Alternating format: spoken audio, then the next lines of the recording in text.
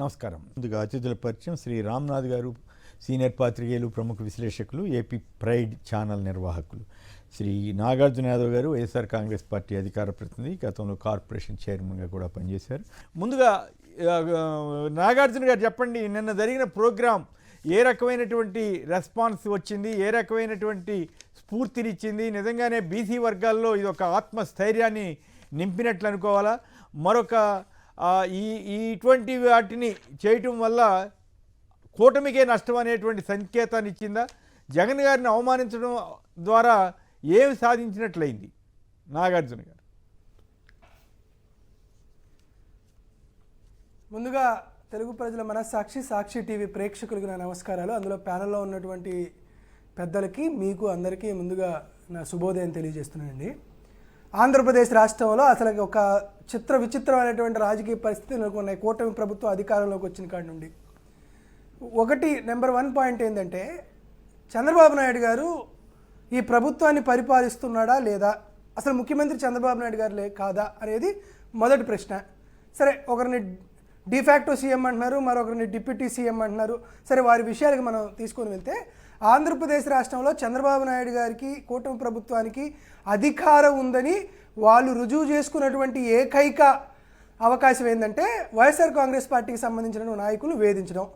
ముఖ్యంగా ఎస్సీలు, ఎస్టీలు, బీసీలకు సంబంధించినటువంటి నాయకులకు నాయకత్వం రాకూడదు. ఎందుకంటే జగన్మోహన్ రెడ్డి గారు ముఖ్యమంత్రిగా ఉండగా ఈ వర్గాల నుండి గతంలో ఎప్పుడు చట్టసభలకు కానీ మరొక దానికి కానీ ప్రాతినిధ్యం తక్కువగా ఉంది కాబట్టి వారందరికీ రాజకీయ, సామాజిక, ఆర్థిక పరిస్థితులు, వారి పద్ధతులు, వారి విధానాలు మారాలనే ఉద్దేశంతో వీరికి అధికంగా రాజకీయంగా పొలిటికల్ ఇంపార్టెన్స్ ఇచ్చిన వైనం మనందరికీ తెలుసు. సో ఆ వైనాన్ని చంద్రబాబు నాయుడు గారు ఎట్టి పరిస్థితులను తుంచేయాలనేటువంటి ఏకైక లక్ష్యంతో జగన్మోహన్ రెడ్డి గారు ఎవరికైతే అవకాశాలు కల్పించారో వారందరి పట్ల ఈ రెడ్ బుక్ ప్రయోగం అనేది చేయడం మనం గమనిస్తూనే ఉన్నాం. సో ఈ గమనించినటువంటి ప్రయాణంలో మనం సిదిరి అప్పలరాజు గారిది ఒక కేస్ స్టడీ చూద్దాం. చాలామంది ఉన్నారు.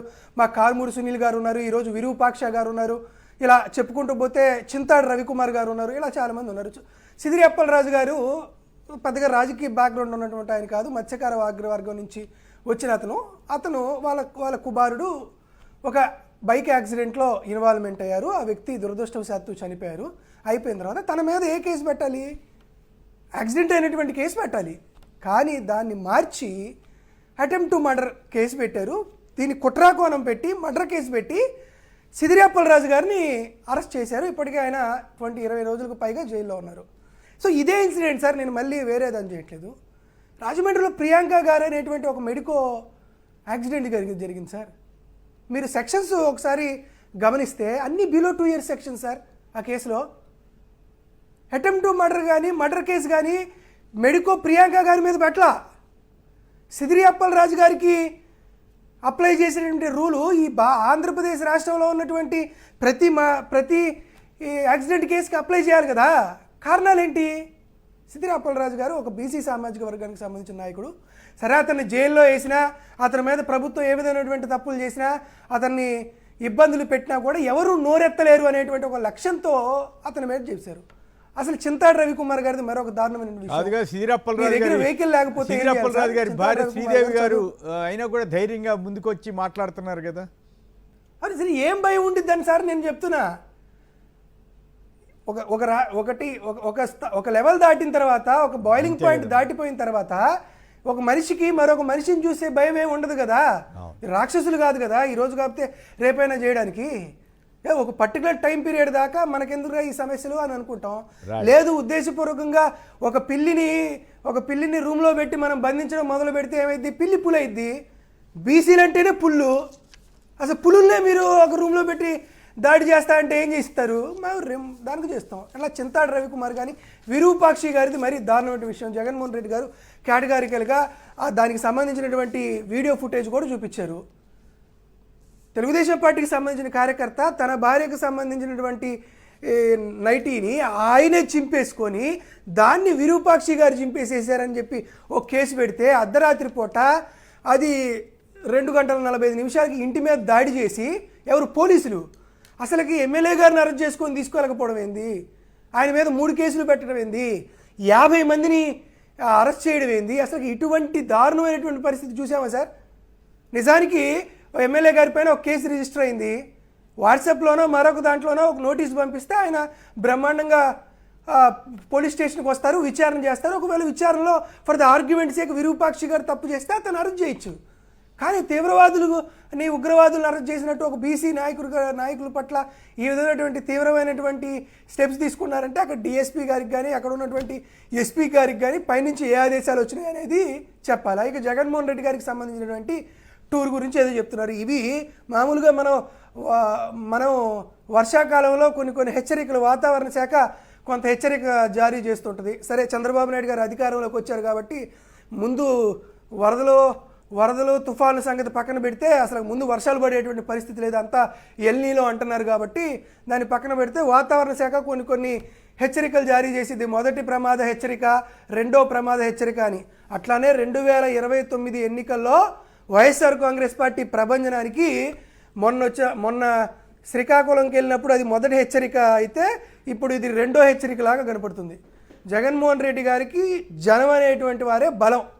సో జగన్మోహన్ రెడ్డి గారికి జనానికి మధ్య గ్యాప్ తీసుకురావాల్సినటువంటి పరిస్థితి నెలకొంది కాబట్టి జగన్మోహన్ రెడ్డి గారు మొట్టమొదటి రోజు నుంచి జగన్మోహన్ రెడ్డి గారు ఆ స్కామ్ చేశారు, ఈ స్కామ్ చేశారు, ఆ స్కామ్ చేశారని చెబుతూ ఈరోజు ఒక బీసీ నాయకుడు ములాఖత్కి వెళ్తే ముఖ్యమంత్రిగా పనిచేసినటువంటి ఒక వ్యక్తిని గ్రిల్కి ఇటువైపుని పెట్టి ఫోటోలు తీసి అది చూసి ఒక మానసికమైనటువంటి సంతృప్తి పడాలనేటువంటి స్థాయికి ఈ రాష్ట్రంలో ఉన్నటువంటి ముఖ్యమంత్రి, డూప్లికేట్ ముఖ్యమంత్రి, డిప్యూటీ ముఖ్యమంత్రి పోయారంటే మీకున్నటువంటి మానసిక పరిస్థితి ఏంటో చూస్తే మాకు జాలి పడాల్సినటువంటి పరిస్థితి నెలకొంది.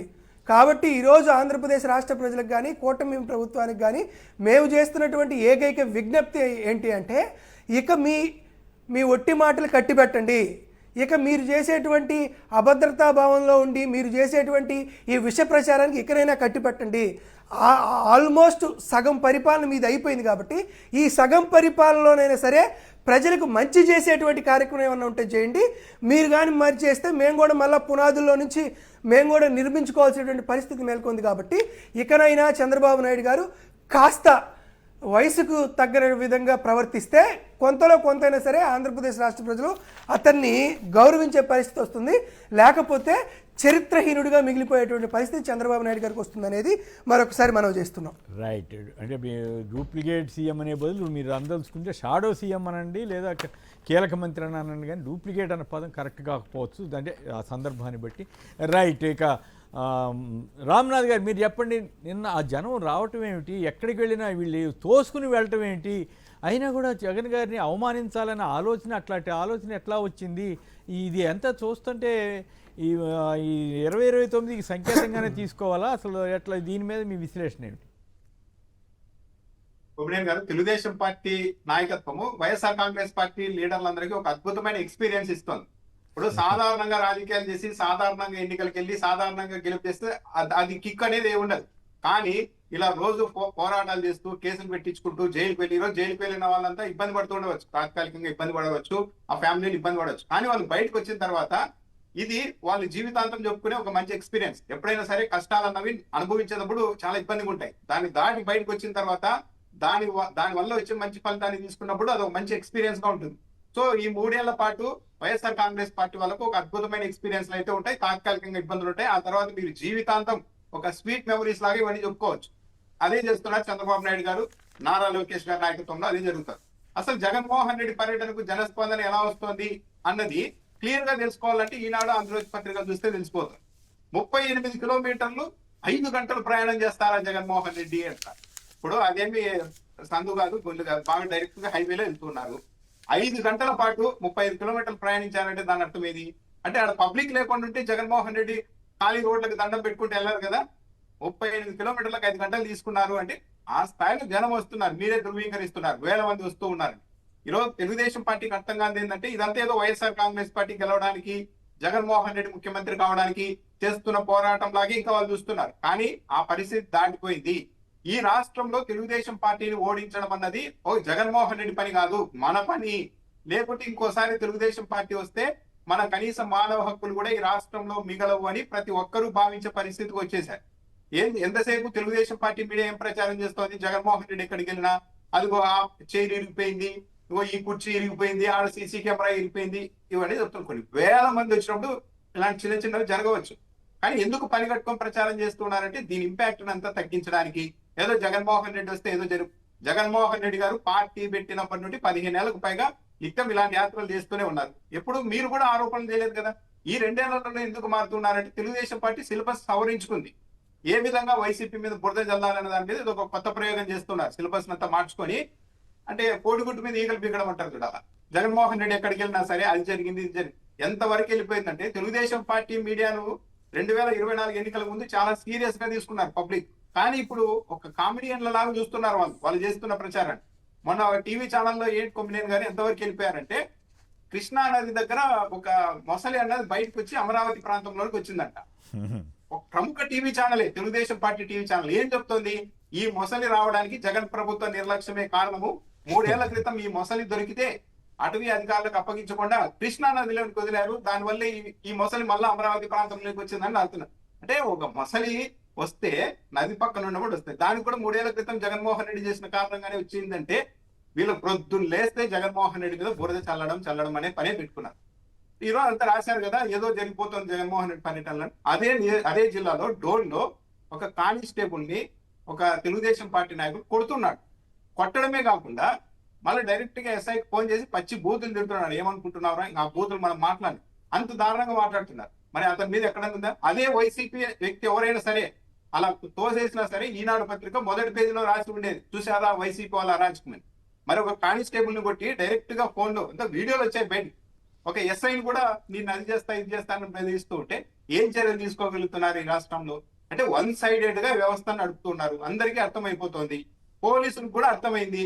ఏది పోలీసులు పైకి ఒక 1000 మంది వెళ్ళి జగన్మోహన్ రెడ్డి పర్యటన అడ్డుకోండి అంటే 1000 మంది వెళ్తున్నారు. కానీ వాళ్ళు కూడా మనకెందుకు ఇదంతా అన్యాయం కదా, ఈ అన్యాయంలో మేమెందుకు పాల్పంచుకోవాలన్నట్టుగా ఉంటున్నారు. దాంతోనే పోలీసుల మీద విపరీతమైన ఒత్తిడి ఇచ్చేందుకు కూడా ప్రభుత్వం ప్రయత్నిస్తోంది. కొడాలి నాని గారి దగ్గరికి వెళ్ళి నోటీసులు ఇచ్చి నవ్వారని చెప్పి ఒక ఎస్ఐని విఆర్ పంపించారంటే ఏంటి పరిస్థితి? అంటే పబ్లిక్ కు అర్థమవుతుంది, ప్రజలకు అర్థమవుతుంది, పోలీసులకు కూడా అర్థమైపోతుంది. ప్రభుత్వం మనల్ని పెట్టుకొని ఒక అన్యాయమైన కార్యక్రమం చేస్తోంది అన్నది పోలీసులకు కూడా అర్థమైపోయిందని ప్రభుత్వానికి తెచ్చిపోయి డైరెక్ట్ గా చిన్న చిన్న పోలీస్ అధికారులతో కూడా ముఖ్యమంత్రి కాన్ఫరెన్స్ నిర్వహించే పరిస్థితికి వచ్చారు. వీళ్ళు అలా చేయాలి ఇలా చేయాలి. సో మొత్తం మీద అయితే నేను దాదాపు 50 ఏళ్ళుగా ఈ ప్రొఫెషన్లో చూస్తున్నాం కదండి. నేనైతే ఇంతవరకు ఒక సీఎం స్థాయి నేత ఎస్ఐ స్థాయి వరకు కూడా మీటింగులు పెట్టి ఇట్లా చేయటం అయితే బహుశా ఫస్ట్ టైం అని నాకు అనిపిస్తూ ఉంది.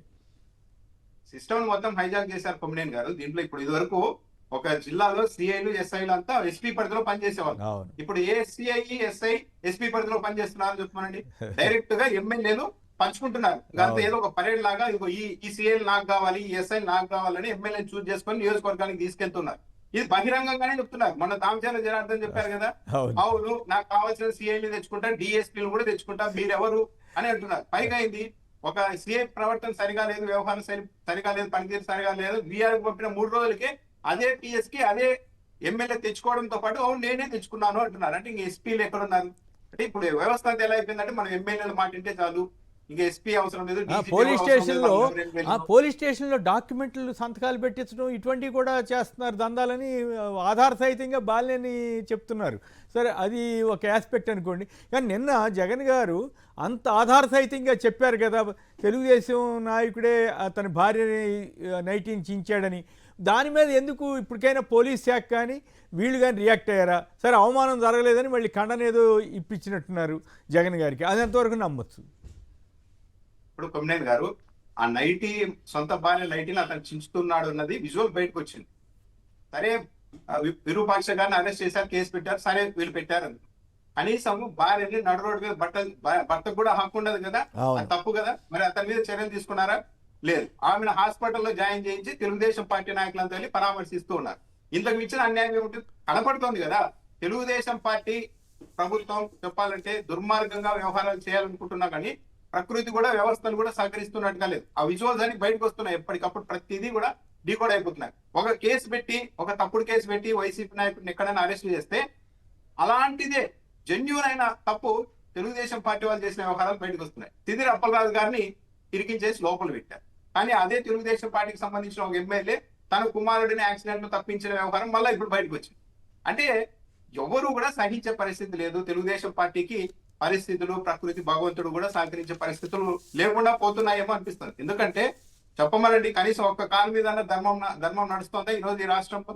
అన్ని పబ్లిక్ గా చేస్తున్నారు.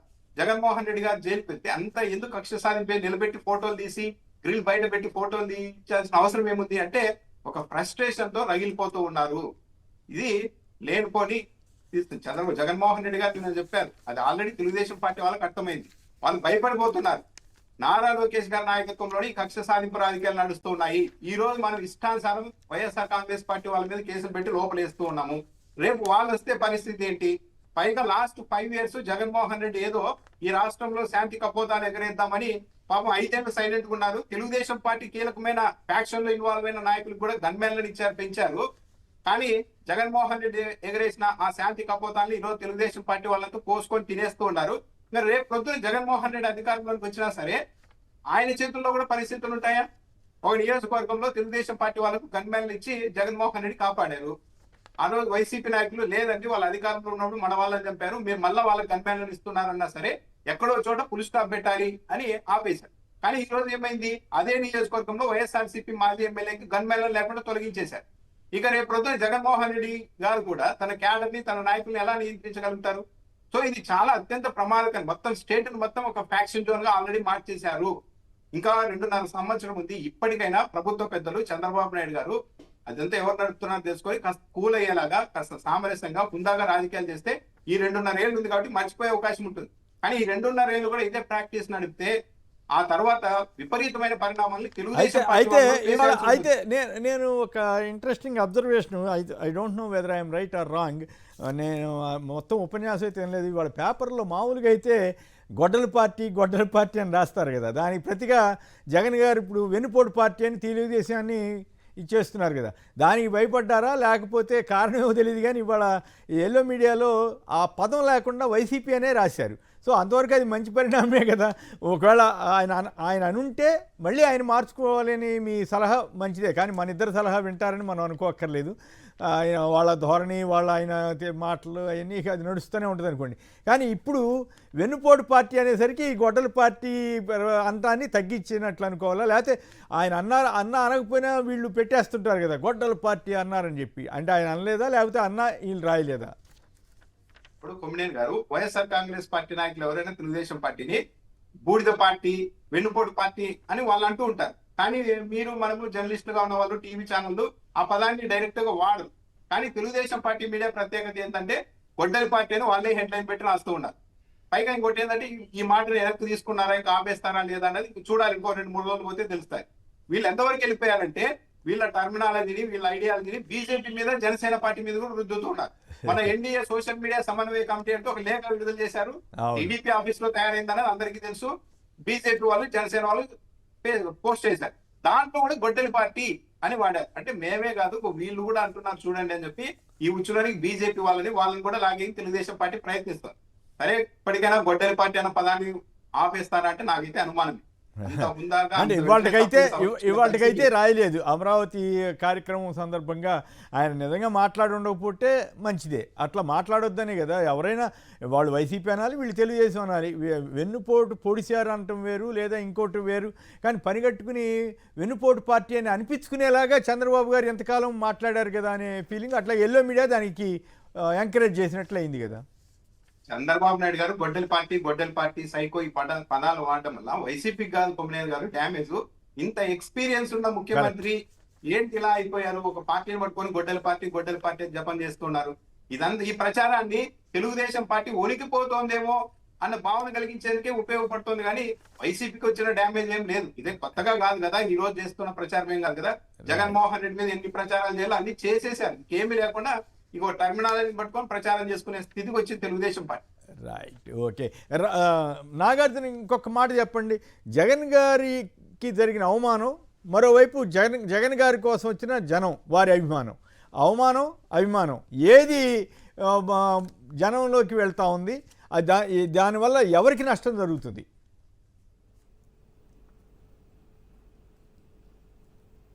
సార్, ఒకటి ప్రధానంగా ఏంటంటే నాకు తెలిసినంత వరకు నేను దేవుడి దేవాల జగన్మోహన్ రెడ్డి గారితో కొంతకాలం ఈ కాలంలో ట్రావెల్ చేసిన టైంలో సహజంగా జగన్మోహన్ రెడ్డి గారు నాకు అవమానం జరిగిందని చెప్పేటువంటి దాఖలు నేను ఎప్పుడూ చూడలేదు. బహుశా మీరు ఎప్పటి నుంచో రాజకీయాల్లో ఉన్నారు కాబట్టి బహుశా ఆయనకి ఎన్ని అవమానాలు జరిగినా, ఎన్ని తీవ్ర ఇబ్బందులు జరిగినా కూడా ఎప్పుడూ తనలో తాను దాన్ని దిగమింగుకొని ప్రజల కోసం కానీ, లేకపోతే పార్టీ కోసం కానీ, కార్యకర్తల కోసం ఉంటాడు కానీ పెద్దగా ఎక్స్ప్రెస్ చేసి నాకు అవమానం జరిగిందని చెప్పడం చాలా అరుదుగా ఉండేటువంటి సందర్భం. ఎందుకంటే దానికి కూడా రకరకాల కారణాలు ఉన్నాయి. బహుశా సమకాలీన భారతదేశ రాష్ట్ర రాజకీయాల్లో జగన్మోహన్ రెడ్డి గారు లాంటి మాస్ పల్స్ పట్టుకున్నటువంటి నాయకుడు ఎవరు లేరు.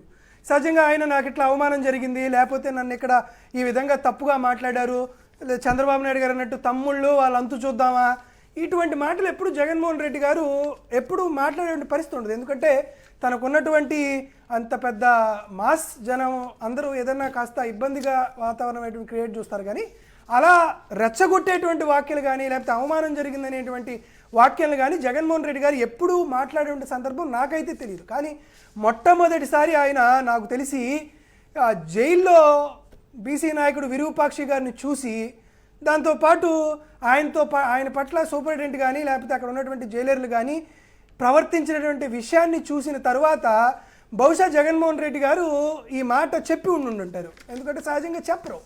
సో ఈ అవమానాలు ఇవన్నీ కూడా బహుశా విరూపాక్ష గారిని చూసిన తర్వాత కూడా కొంత కలత చెందుండి ఈ వ్యాఖ్యలు చేశారని నేను నమ్ముతున్నా.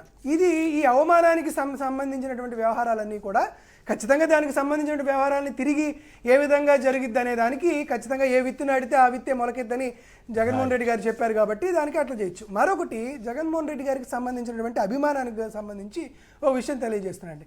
ఈరోజు కాదండి, 2009 సెప్టెంబర్ 2వ తేదీన వైఎస్ రాజశేఖర్ రెడ్డి గారు ఒక కొన్ని అనివార్య పరిస్థితుల్లో ఆయన పరమపదించిన తర్వాత దివంగత ముఖ్యమంత్రిగా ఆయన ఆ రోజు నుండి ఈ రోజు దాకా జగన్మోహన్ రెడ్డి గారు రాజకీయంగా తన ఉనికిని చాటుకుంటున్నాడంటే దీనికి కారణం ఏకైక వ్యక్తి ఎవరు ఉన్నారంటే వైఎస్ఆర్ కాంగ్రెస్ పార్టీ కార్యకర్త, అదేవిధంగా జనం.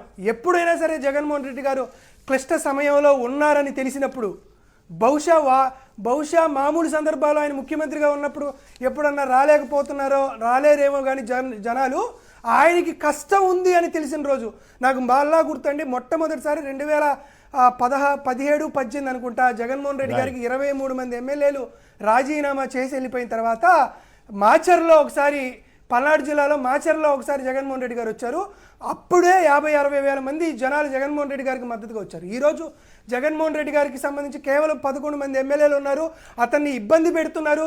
ఈ రాష్ట్ర ముఖ్యమంత్రి, ఇక్కడ ఉన్నటువంటి రాష్ట్ర ప్రభుత్వ యంత్రాంగం అంతా జగన్మోహన్ రెడ్డి గారిని అవమానిస్తున్నారనేటువంటి పరిస్థితి ఉన్నప్పుడు జగన్మోహన్ రెడ్డి గారి అండగా మేము ఉన్నామని ఈ ప్రభుత్వానికి ఒక బలమైనటువంటి సందేశం ఇవ్వాలంటే ఉద్దేశంతోనే తండోపతండాలుగా కర్నూలు కందనవోలు గడ్డ మీద సింహాలు గర్జించినట్టు వైఎస్ఆర్ కాంగ్రెస్ పార్టీ కార్యకర్తలు కానీ ప్రజలు కానీ వచ్చారు. కాబట్టి ముమ్మాటికి ఈ అవమానాలైనా ఈ అభిమానాలైనా 2029 ఎన్నికల్లో ఖచ్చితంగా సత్ఫలితాలు ఇస్తాయని, ఖచ్చితంగా ఈ ఇంపాక్ట్ ఆ ఎన్నికల్లో ఉంటుందని మేము బలంగా నమ్ముతున్నాం. రైట్. ఇక రామ్నాథ్ గారు చెప్పండి, అమరావతిలో ఉండే వాళ్ళకి 25 ఏళ్ళు ఎక్కువ జీవితకాలం అన్నారట వారు, మరి మొదటి ఎక్కేసామన్నారు. అసలు ఖర్చుల గురించి మితిమీరినటువంటి సరే వైసీపీ అవినీతి ఆరోపణలు భారీ ఎత్తున చేస్తుంది, వాటికి ఒక్కదానికి కూడా అప్పుల గురించి వీటి గురించి సమాధానం చెప్పకుండా ఒక బ్రిడ్జి ఇనాగ్రేట్ చేసి రోడ్డు అంతా వచ్చేసింది కాబట్టి మొత్తం అంతా అయిపోయి, సరే ఎంతోమంది డెవలప్మెంట్ జరుగుతుంది, 50,000 కోట్ల అప్పు తీసుకొచ్చిన తర్వాత జరగకుండా ఉంటుందా? ఆ అప్పులు, ఈ సెంట్రల్ గవర్నమెంట్ ఖర్చు, వీళ్ళ ఖర్చు, ఈ తేడా గురించి కూడా చంద్రబాబు గారు చెప్పుంటే బాగుండేది కదా. ప్లస్ పవన్ కళ్యాణ్ గారు ఎందుకు గైర్హాజరు అవుతున్నారనే దాని మీద కూడా మాట్లాడండి. ఇప్పుడు చంద్రబాబు నాయుడు గారి వైఖరి ఎలా ఉందో నిన్న ప్రసంగం చూసిన తర్వాత రాష్ట్ర ప్రజలంతా ఒక కంక్లూజన్ రావచ్చు. నేను వర్చువల్ గా వెంకటేశ్వర స్వామి దగ్గరికి వెళ్తాను తిరుమలకు అన్నారు. అంటే ఇక్కడే ఉన్నప్పటికీ కూడా నా మనసు అక్కడికి వెళ్ళి వెంకటేశ్వర స్వామి దగ్గరికి రోజు పోయి వస్తుంది వర్చువల్ గా అన్నారు. అక్కడికి వెళ్ళి అమరావతి తిరుగులేని శక్తిగా ఎదగాలని నేను వెంకటేశ్వర స్వామిని కోరుకుంటుంటానని చెప్పారు. ఎందుకు? రాష్ట్రంలో ఇంత కరువు ఉంది, ప్రజలంతా అల్లాడిపోతుంటే ఒక ముఖ్యమంత్రిగా స్వామి రాష్ట్రం అంతా బాగుండాలని కోరుకోవాలి, కానీ అమరావతి మాత్రం తిరుగులేని ప్రాజెక్ట్ గా ఉండాలని వెంకటేశ్వర స్వామి దగ్గరికి వెళ్ళి ఒక రాష్ట్ర ముఖ్యమంత్రి కోరుకుంటున్నారంటే మిగిలిన రాష్ట్ర ప్రజల్ని కనీసం పరిగణలోకి తీసుకుంటున్నారా, అసలు వాళ్ళు ఉన్నారా లేరా అన్న అనుమానం చంద్రబాబు నాయుడు గారే కలిగిస్తూ ఉన్నారు. ప్రభుత్వం దృష్టిలో ఉన్నారా లేరు కూడా. దాంతో పాటు ఒక రియల్ ఎస్టేట్ వెంచర్లు ఎప్పుడైనా చేసినప్పుడు కంపెనీలు చెప్తుంటాయి, ఇదిగో పక్కనే గంధపు చెట్లు ఉంటాయి, ఆ పక్కన హైవే ఉంటుంది, మొత్తం చుట్టూ ప్రకృతి ఉంటుంది, ఇక్కడ మీరు ఆహ్లాదకరమైన ఆక్సిజన్ మాత్రమే పీల్చుకోగలుగుతారని ఇలా చెప్తుంటారు. చంద్రబాబు నాయుడు గారు చెప్తున్నది కూడా అలాగే ఉంది. 25 ఏళ్ళు ఎక్కువగా బతుకుతారంటే ఏంటి? ఎట్లా బతుకుతారు? అంటే ఏదో కేవలం అక్కడ ఒక మార్కెటింగ్ చేయడానికి చంద్రబాబు నాయుడు గారు విపరీతంగా తాపత్రయపడుతున్నారనేది అర్థమవుతుంది. ఒక మెట్టు ఎక్కేసామో అన్నారు చంద్రబాబు నాయుడు గారు. పేర్ని నాని గారు నిన్న ఒక అనుమానం వ్యక్తం చేశారు. చంద్రబాబు నాయుడు గారు తనకి తీర్చారు. మొత్తం ఎమ్మెల్యే క్వార్టర్స్, ఎమ్మెల్సీ క్వార్టర్స్ అన్ని రెడీ అయిపోయాయి, ఒక మెట్టు ఎక్కామంటున్నారు కదా. చంద్రబాబు నాయుడు గారికి నిజంగా అమరావతి మీద చిత్తశుద్ధి ఉంటే మొత్తం తన పార్టీకి సంబంధించిన ఎమ్మెల్యేలు, ఎమ్మెల్సీలు అంతా భార్య పిల్లలతో సహా ఆ క్వార్టర్స్ లో ఉండేలాగా వెంటనే ఆదేశాలు ఇవ్వాలి. నెల తీసుకుంటారా, 2 నెలల, లేకుంటే 3 నెలల, మొత్తం భార్య పిల్లలతో ఎమ్మెల్యేలు, ఎమ్మెల్సీలు అక్కడ ఉండాలి పోయి. అలా కాకుండా నిన్న పేర్ని నాని గారు అనుమానం వ్యక్తం చేసినట్టు ఆ క్వార్టర్స్ అన్నింటినీ గన్మెన్లకి, తమ దగ్గర పనిచేసే వాళ్ళకి, లేకుంటే ఇంకో కార్యక్రమాలకు వాడడం మాత్రం కరెక్ట్ గా. చంద్రబాబు నాయుడు గారికి చిత్తశుద్ధి ఉంటే, తెలుగుదేశం పార్టీకి నిజంగా అంత ప్రేమ ఉంటే ఇప్పుడు మొత్తం అందరూ వెళ్ళిపోవాలి అక్కడ. తెలుగుదేశం పార్టీ ఎమ్మెల్యేలు, ఎమ్మెల్సీలు అంతా వెళ్తారో లేదో కూడా చూడాలి. ఆ పని చేయాలి చంద్రబాబు నాయుడు. ఖర్చు ఒకవైపు విపరీతంగా పెట్టేస్తూ రూపాయి దానికి 100 రూపాయలు ఖర్చు చేస్తూ చంద్రబాబు నాయుడు గారు ఇంకా ఇదంతా అందరి రాజధాని, అందరి కోసంగా మన నారా లోకేష్ గారు ఒక హామీ ఇచ్చారు కర్నూలుకి వెళ్ళి. 90 రోజుల్లో హైకోర్టు తీసుకొని వస్తా అన్నారు. దాదాపు నెల అవుతోంది. మరి ఇంకా 60 రోజుల్లో ఎలా తీసుకెళ్తారో కూడా చూడాలి. దాంతో పాటు నేను పవన్ కళ్యాణ్ గారు కూడా వెళ్ళలేదు. పవన్ కళ్యాణ్ గారు ఎందుకు వెళ్ళడం లేదన్న దానిపైన ఇదంతా ఒక నాటకం లాగా, డ్రామా, ఏమన్నా కొత్త డ్రామాకి తెరలేపారా అన్న ఒక చర్చ కూడా నడుస్తోంది. మంత్రి నారాయణ గారు ముందు రోజు వెళ్ళారు, రండి మీరు కార్యక్రమానికి, అంటే నేను రాలేను, నాకు విశాఖపట్నంలో కార్యక్రమం ఉందని పవన్ కళ్యాణ్ గారు చెప్పినట్టు చెప్తున్నారు. అంటే ఎందుకు వెళ్ళారు, ముందు రోజు ఎందుకు వెళ్ళారు? సాధారణంగా అయితే గౌరవప్రదంగా పిలవాలనుకున్నప్పుడు ముందు రోజు వెళ్ళకూడదు. కానీ ముందు రోజు వెళ్ళారంటే అప్పటికే ఇంకోసారి ముందే ఆహ్వానం పంపించినా కూడా పవన్ కళ్యాణ్ స్పందించలేదా? దాంతో డైరెక్ట్ గా మంత్రి నారాయణ వెళ్ళి ఒప్పించి తీసుకురావడానికి ప్రయత్నించారా? చంద్రబాబు నాయుడు గారు, నారా లోకేష్ గారు చంద్రబాబు నాయుడు ఫ్యామిలీ మెంబర్స్ లాగా మా అన్న, పెద్దన్న ఇలా మాట్లాడుకుంటుంటారు కదా. మరి పవన్ కళ్యాణ్ గారికి డైరెక్ట్ గా చంద్రబాబు నాయుడు గారికి కాల్ చేసి ఈ అమరావతి కార్యక్రమానికి రండి అని ఆహ్వానించారా లేదా? ఒకవేళ చంద్రబాబు నాయుడు గారు ఆహ్వానించినప్పటికీ కూడా పవన్ కళ్యాణ్ గారు రాలేదంటే అది తెలుగుదేశం పార్టీకి అవమానం. లేదు, చంద్రబాబు నాయుడు గారు అసలు ఆహ్వానించలేదు అంటే మరి పవన్ కళ్యాణ్ గారిని చాలా లైట్ గా తీసుకున్నారా? నారా లోకేష్ గారు కావచ్చు, మంత్రులు ఎవరైనా సరే ఒక ప్రెస్ మీట్ పెడితే INPR కి సంబంధించిన యూట్యూబ్ ఛానల్లో వాళ్ళ లైవ్ ఇస్తారు, వాళ్ళ వీడియోలు అప్లోడ్ చేస్తారు. కానీ డిప్యూటీ సీఎం నిన్న విశాఖపట్నం వెళ్ళి ఆ కార్యక్రమంలో పాల్గొంటే INPR యూట్యూబ్ ఛానల్లో అసలు ఆ లైవ్ ఇవ్వలేదు, యూట్యూబ్ వీడియోలు కూడా పెట్టడం లేదు. ఎందుకు? INPR కూడా పవన్ కళ్యాణ్ గారిని లైట్ తీసుకుంటోందా? ఇంత ఈవెంట్ జరిగింది, అద్భుతం, ఒక మెట్టు ఎక్కేసామంటూ ఉంటే ఈ అమరావతికి సంబంధించి నిన్న జనసేన పార్టీ సోషల్ మీడియా అకౌంట్లో ఎక్కడ పోస్టులు కూడా లేవు. ఏం జరుగుతోంది? నిజంగానే వీళ్ళ మధ్య రిఫ్ట్ ఉందా?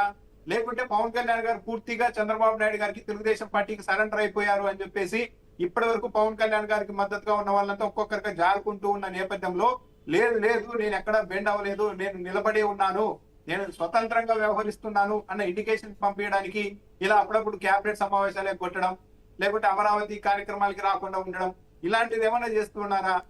ఏదో చెప్పాలి. నిజంగానే అమరావతిలో తేడా జరిగి క్యాబినెట్ నిర్ణయాల్లో తేడా ఉంది, పవన్ కళ్యాణ్ గారు ఆ సమావేశానికి రాకపోతే మౌనంగా ఉండి, లేదా ఆ రోజు నేను క్యాబినెట్ సమావేశానికి పోలేదు, అమరావతి ప్రారంభోత్సవానికి పోలేదు, కాబట్టి ఆ పాపాలతో, ఆ పుణ్యాలతో నాకు సంబంధం లేదంటే అది ప్రజలను వంచడం అవుతుంది. డిప్యూటీ సీఎం గా ఉన్న పవన్ కళ్యాణ్ గారు వరుసగా క్యాబినెట్ సమావేశాలకు ఎందుకు వెళ్ళడం లేదు? మొన్నటి వరకు ఏం చేశారు తెలుగుదేశం పార్టీ మీడియా? ఎప్పుడైతే క్యాబినెట్ సమావేశానికి పవన్ కళ్యాణ్ గారు వెళ్ళరో వెంటనే ఆయన అనారోగ్య కారణంతో ఉన్నారు, ఆయనకు భుజం నొప్పి ఉంది, జ్వరం వచ్చింది కాబట్టి రాలేదని కవర్ చేశారు. నిన్న మాత్రం కవర్ చేయలేకపోయారు, అసలు ఇంకా స్పందించకుండా సైలెంట్ గా ఉన్నారు. ఎందుకంటే నిన్న ఏకంగా విశాఖపట్నం వెళ్ళిపోయారు పవన్ కళ్యాణ్ గారు, అమరావతికి రాకుండా. అంటే గతంలో ఇది గేటెడ్ కమ్యూనిటీగా మారుతా ఉందని అనేక సందర్భాల్లో ఆయనే విమర్శించారు కదా. ఆ బలవంత భూసేకరణ తీసుకుంటే ఒప్పుకోనని కూడా అన్నారు కదా. అయినప్పుడు కూడా ఒప్పుకున్నారు. ఈ మధ్య అమరావతి ఏకైకం అది అని చెప్పారు, బాగానే ఉంది. దాంతో ఈ కాన్ఫ్లిక్ట్ ఆఫ్ ఇది జరుగుతున్న పరిణామాలు నచ్చకెళ్ళలేదా? లేకపోతే నిజంగానే మీరు అన్నట్లు ఏదన్నా రాజకీయంగా అసంతృప్తి ఏమన్నా ఏర్పడిందా అనేది కూడా చూడాల్సి ఉంటుంది. అంతే కదా. అయితే ఒక్కదానికి వివరణ ఇవ్వండి, నాకు అర్థం కాలేదు. ముఖ్యమంత్రి గారు వర్చువల్గా వెంకటేశ్వర స్వామి గారి దగ్గరికి వెళ్ళటం వర్చువల్ అంటే ఏమిటి నాకు అర్థం కాలేదు. అంటే నా మనసు అక్కడికి వెళ్ళి వస్తుంది రోజు అన్నట్టు చెప్పాను. వచ్చిందా? నేను భౌతికంగా వెళ్ళకపోయినా కూడా నా ఆత్మ అంటే నేను అక్కడికి వెళ్తాను అన్నట్టుగా చంద్రబాబు నాయుడు గారు చెప్పారు. రోజు వర్చువల్ గా నేను వెంకటేశ్వర స్వామితో ఇది చేస్తూ ఉంటాను. ఒకప్పుడు ఇట్లాంటి విషయాలు పెద్దగా ఆయన ఈ ఆధ్యాత్మిక సంబంధించి మాట్లాడేవారు కాదు. ఈ మధ్యకాలంలో ఎస్పెషల్ ఈ టర్మ్లోనే ఆయన ఎందుకో ఇట్లాంటి విషయాలు జనాన్ని డైవర్ట్ చేయడానికా, లేకపోతే ఆ రకమైనటువంటి భావజాలాన్ని చేయడం ద్వారా మరి రాజకీయంగా ఉపయోగం కలుగుద్దో ఏమో తెలియదు. లేదు ఇది ఒక స్ట్రాటజీ. ఏంటంటే అమరావతిలో అక్రమాలు జరుగుతున్నాయి, కుంభకోణాలు జరుగుతున్నాయి, అక్కడ దౌర్జన్యాలు జరుగుతున్నాయని ఇటు ఆరోపణలు వస్తున్నాయి. కాబట్టి అలాంటి కార్యక్రమాలకన్నిటికీ ఒక దైవత్వం ఆపాదించే ప్రయత్నం చంద్రబాబు నాయుడు గారు చేస్తూ ఉన్నారు. దేవతల రాజధాని స్వామి ఆమోదం ఉంది, ఇది దేవతల రాజధాని అని దానికి ఒక షీల్డ్ తయారు చేస్తున్నారు చంద్రబాబు నాయుడు గారు. అందులో భాగంగానే ప్రచారం చేస్తున్నారేమో అనిపిస్తారు. రైట్. నాగార్జున గారు చెప్పండి, మీ విశ్లేషణ ఏమిటి? నిన్న ఆయన 25 ఏళ్ళు మీరు ఆ ప్రాంతంలోనే ఉంటారని ఉంటగా మీకు 25 ఏళ్ళు ఎక్స్ట్రా లైఫ్ భరోసా ఇచ్చారు చంద్రబాబు గారు. మొదటి మీకు ఎక్కామంటున్నారు. అయిన ఖర్చుల గురించి మాట్లాడకుండా, అప్పుల గురించి మాట్లాడకుండా మొత్తం రాష్ట్ర ప్రజలు దీంతో సంతృప్తి పడతారా? సార్, ఇప్పుడు చంద్రబాబు నాయుడు గారు చెప్పినట్లు అమరావతిలో నివసిస్తే 25 ఏళ్ళు వాళ్ళ జీవితకాలం పెరిగిద్ది అని చంద్రబాబు నాయుడు గారు ఇచ్చినటువంటి సూపర్ 7 ఇది సూపర్ 7 హామీ అయితే, ఈ సూపర్ 7 హామీ ముందు పేర్నాని గారు చెప్పినట్లు తెలుగుదేశం పార్టీ ఎమ్మెల్యేలు, ఎమ్మెల్సీలు వారు కట్టినటువంటి ఎమ్మెల్యే, ఎమ్మెల్సీ క్వార్టర్స్లో ఉంటే ముందు ఆ హామీని వాళ్ళే అమలు చేసుకుంటే మంచిదని నేను నిజంగా ప్రగాఢంగా నమ్ముతున్నాను సార్. చంద్రబాబు నాయుడు గారు కూడా అమరావతిలోనే ఉంటే బాగుండు, ఇంకొక 25 సంవత్సరాలు ఆయన రాజకీయ జీవితంలో ప్రశాంతంగా సాగాలని మనస్ఫూర్తిగా కోరుకుంటూ ఆ 25 ఏళ్ల సూపర్ 7 హామీ కూడా అవ్వాలని కోరుకుంటున్నా. సరే, ఇక మీరు అమరావతి గురించి మాట్లాడుతున్నారు కాబట్టి చాలా స్ట్రైట్ ఫార్వర్డ్ కొన్ని చెప్తున్నాం. ఆంధ్రప్రదేశ్ రాష్ట్రం ప్రజలు కాస్త కొంచెం ఇది కటువుగా ఉన్నా కూడా వినాల్సిందే. మీ 2015లో 53,448 ఎకరాల్లో ఆంధ్రప్రదేశ్ రాష్ట్ర రాజధాని నిర్మాణం అవుతుంది అని చంద్రబాబు నాయుడు గారు చెప్పారు అండి. అది పూర్తిగా అబద్ధం. చంద్రబాబు నాయుడు గారి యొక్క ప్రభుత్వ లెక్కల ప్రకారం 2,29,095 ఎకరాలు అమరావతి రాజధాని కోసం రైతుల నుండి భవిష్యత్తులో బలవంతంగా లాక్కోబోతున్నారు. ఇది స్పష్టం. 5,000, 10,000, 20,000 కాదు, 2,29,095 ఎకరాలు. దీనికోసం సుర్బానా అండ్ జురంగ్ అనేటువంటి సంస్థ 45,14 రూపాయలు వారికి డబ్బులు ఇచ్చి ఒక మాస్టర్ ప్లాన్ కూడా రూపొందించారు. కాబట్టి అమరావతి చుట్టుపక్కల ఉన్నటువంటి మొత్తం 43 గ్రామాల్లో దాదాపుగా 2.5 లక్షల ఎకరాలని చంద్రబాబు నాయుడు గారి ప్రభుత్వం లాక్కోబోతుంది. ఇది ఎంత ఇబ్బందిగా ఉన్నా ఇది నిజం. ఇది ఫస్ట్ పాయింట్. సెకండ్ పాయింట్, మొన్న ఫిబ్రవరి 24, 25వ తేదీన 2026, 25వ తేదీన జస్టిస్ బ్రిజేష్ కుమార్ ట్రిబ్యునల్ ముందు ఆంధ్రప్రదేశ్ రాష్ట్ర ప్రభుత్వం ఒక వాదన వినిపించింది. అయ్యా, కృష్ణానది వాటర్కి సంబంధించినటువంటి వ్యవహారం, అయ్యా అమరావతి అనేది అర్బనైజేషన్ అవ్వాలంటే, అంటే అమరావతి మాస్టర్ ప్లాన్లో మేము నిర్మించినటువంటి, మేము అనుకున్నటువంటి నిర్మాణం పూర్తవ్వాలంటే తక్కువలో తక్కువ అట్లీస్ట్ ఒక 100 ఏళ్ళు పడుతుంది. కాబట్టి 100 ఏళ్ళ దాకా మేము ఈ కృష్ణానది వాటర్ని మేము వాడుకుంటాం అని స్పష్టంగా చెప్పారు. ఈ లెక్కన 2.5 లక్షల ఎకరాల 100 ఏళ్ళు నాకు గుర్తులేదు. 100 ఏళ్ళు సార్, 100 ఏళ్ళు మినిమం అది 100 years sir. July sir number చెప్తున్నాను సార్. ఫిబ్రవరి 24, 25, 2026న మొట్టమొదటిసారి జరిగినటువంటి మీటింగు అప్పుడు అదే చెప్పారు. తర్వాత జూలై 22 నుంచి జూలై 24 తర్వాత మళ్ళీ ఈ 3 రోజుల మీటింగ్ జరిగిన మీటింగ్లు కూడా అదే చెప్పారు. KWDT second tribunal, justice Brijesh Kumar tribunal ముందు ఆంధ్రప్రదేశ్ రాష్ట్ర ప్రభుత్వం వినిపించినటువంటి వాదనలు అవి స్పష్టం. అది తెలుగుదేశం పార్టీ వాళ్ళు ఎవరైనా మాట్లాడవచ్చు, స్పష్టం. తెలంగాణ గవర్నమెంట్ కూడా దీని మీద వాదోపవాదనలు జరిపింది కదా. మినిమం 100 ఏళ్ళు. తర్వాత సంగతి తర్వాత పక్కన ఉంచండి. దాంతోపాటు ఇప్పటికీ 47,387 కోట్ల రూపాయలు పరిపాలన ఆమోదం తెలిపింది అప్పులు తీసుకోవడానికి. ఇంకా ఎంత అప్పులు తీసుకుంటుందంటే 4,58,000 కోట్ల రూపాయలు అప్పులు చంద్రబాబు నాయుడు గారు అమరావతి పేరు మీద తీసుకుంటారు. మళ్ళీ మీరు చంద్రబాబు నాయుడు గారు చెప్పినట్లు ఇది సెల్ఫ్ ఫైనాన్స్డ్ ప్రాజెక్టు, తనకు తానే కోడి గుడ్లు పెట్టినట్టు ఇదంతా జరగదు. దానికి సాధ్యం ఏంటంటే, ఇంతకుముందు చంద్రబాబు నాయుడు గారు దలాల్ స్ట్రీట్లో ఒక దళారీగా నిలబడి అమరావతి బాండ్ల పేరుతో అమ్మే కార్యక్రమం చేశారు కదా. దానికి ఆంధ్రప్రదేశ్ రాష్ట్ర సంకుచిత నిధి నుండి ఒకసారి 231 కోట్లు, ఒకసారి 102 కోట్ల రూపాయలు, మొత్తం 333 కోట్ల రూపాయలు అసలు వడ్డీ చెల్లించినట్లు ఆంధ్రప్రదేశ్ రాష్ట్రానికి సంబంధించి, అంటే 28 జిల్లాల, ఇప్పుడు 28 జిల్లాల ఆంధ్రప్రదేశ్ రాష్ట్రం నుండి చెల్లించినటువంటి డబ్బుల యొక్క వివరాలు. ఇది ఊరికే ఒక క్వార్టర్కి ఇచ్చినటువంటి 333 కోట్ల రూపాయలకు సంబంధించిన డాక్యుమెంటు. సో ఈ 4,58,000 కోట్ల రూపాయలు కూడా ఆంధ్రప్రదేశ్ రాష్ట్ర ప్రజలపైనే ఇది పడిద్ది అనే చెప్పడానికి ఇది ఒక నిదర్శనం. దాంతోపాటు మళ్ళీ మీరు చెప్పారు కాబట్టి చెప్తున్నా, తొలిమెట్టు అని చెప్పారు ఆయన. ఏది ఒక చిన్న స్టీల్ బ్రిడ్జ్ కట్టాడు సార్, దానికి తొలిమెట్టు అంటున్నారో అర్థం కావట్లేదు. కానీ చెప్పాల్సింది ఏంటంటే, అయ్యా జగన్మోహన్ రెడ్డి గారు, మేము సాక్షి స్టూడియోలో ఉన్నా, నాకు ఎడమవైపు ఏమో అమరావతి ఉంది, కుడివైపు ఏమో బెంచ్ సర్కిల్ ఉంది. కుడివైపు జగన్మోహన్ రెడ్డి గారు 2 బెంచ్ సర్కిల్ ఫ్లైఓవర్లు కట్టారు, విజయవాడ వాళ్ళందరికీ తెలుసు.